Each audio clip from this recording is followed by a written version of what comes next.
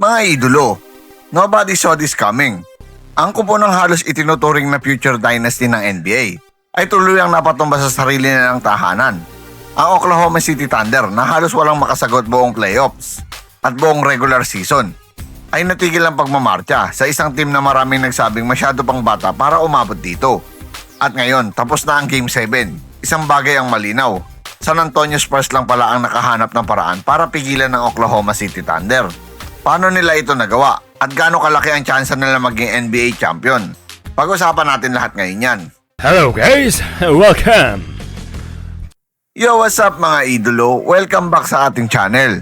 Ngayong araw, nasaksihan natin ang isa sa pinakamalaking upset sa kasaysayan ng modern NBA playoffs. Ang Oklahoma City Thunder na pinamumunuan ni Shai Gilgeous-Alexander at isa sa pinakamalakas na koponan ngayong season ay tuluyang nabigo matapos talunin ng San Antonio Spurs sa winner-take-all Game 7. At hindi lang ito simpleng panalo ha. Ito ay isang pahayag sa buong NBA. Isang mensahe nagsasabing handa na ang Spurs na bumalik sa pinakamalaking entablado ng basketball. Bago magsimula ang seryeng ito, halos lahat ng eksperto ay pabor sa Oklahoma City Thunder. At bakit naman hindi? Mayroon silang MVP candidate na si Shai Gilgeous-Alexander. Mayroon silang elite defender sa katauhan ni Chet Holmgren. Mayroon silang malalim na roster. At higit sa lahat, mayroon silang momentum. Sa bawat seryeng dinaanan nila, tila wala silang kahinaan. Marami ang nagsasabi sila na ang susunod na NBA dynasty. Pero may isang team na hindi naniwala sa mga prediksyon. At iyon ay ang San Antonio Spurs.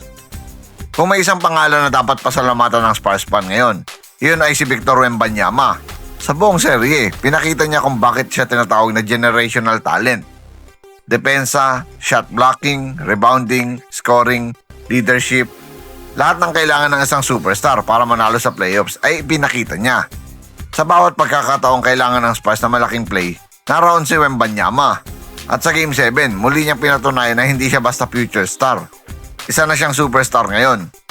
Ang pinakamalaking dahilan kung bakit nanalo ang Spurs ay ang kanilang depensa. Gaya ng lagi kong sinasabi, hindi nila hinahayaang maging komportable sa SGA. Sa bawat drive ay may naghihintay. Sa bawat tira ay may pressure. Sa bawat possession ay may depensang handang magsakripisyo. Bukod dito, napigilan din nila ang mabilis na transition offense ng Thunder. Kapag hindi nakatakbo ang OKC, napipilitan silang maglaro sa half court. At dito nagsimula magkaroon ng problema ang Thunder. Samantalang ang Spurs ay naging mas disiplinado, mas kalmado, at mas handa sa mga crucial moments. Pero hindi lang si Wembanyama ang bida. Ang supporting cast ng Spurs ay naglaro ng pinakamagandang basketball nila sa tamang panahon. May mga role players na tumama ng mahahalagang tres. May mga rebound na hindi nakikita sa stat sheet. May mga defensive stop na nagbago ng momentum ng laro. At iyon ang dahilan kung bakit espesyal ang kupunang ito. Hindi sila umasa sa isang tao lamang. Isa silang tunay na team. Ngayon, matapos ang napakalaking panalo sa Game 7, opisyal lang papasok ang San Antonio Spurs sa NBA Finals. Isang bagay na halos walang naniwala na mangyayari bago magsimula ang season. Mula sa rebuilding team hanggang sa pagiging Western Conference Champion. Isa itong kwentong inspirasyon para sa buong liga. At ngayon mga idolo, isang serye na lang ang pagitan nila sa Larry O'Brien Trophy. Ang tanong ngayon, handa na ba silang tapusin ang kanilang fairy tale run?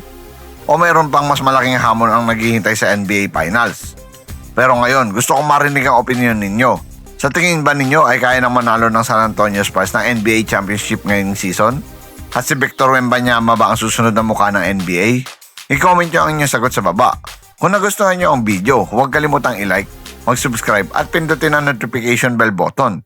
Dahil dito sa channel na ito, basketball ang tunay na panalo.